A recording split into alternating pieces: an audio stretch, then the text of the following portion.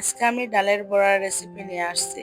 আসসালামু আলাইকুম, সবাই কেমন আছেন? আশা করছি সবাই ভালো আছেন। ডালটা সুন্দর করে আগে থেকে ভিজে রাখছিলাম।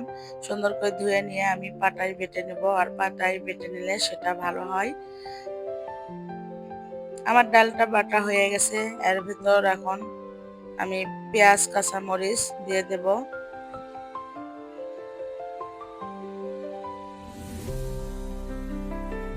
হলুদ, লবণ, আদা রসুন পেস্ট, সাদা কালো দারচিনি বেটে দিলাম। এটা দিলে ভালো লাগে, বড়ার সুন্দর একটা সেন্ট আসে।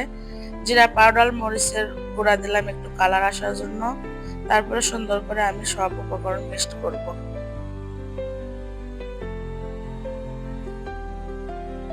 তারপরে প্যানে তেল দিলাম, দিয়ে একে একে সব বড়া আমি দিয়ে সুন্দর করে ভেজে নেব।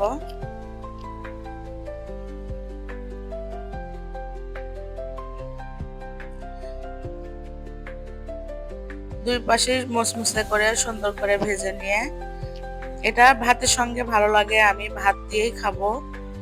আমি ভাত দিয়ে খাওয়ার জন্য বানাইছি। আর স্বামীর বাবা এরকম ডালের বড়া অনেক পছন্দ করে, তাই আজকে ডালের বড়া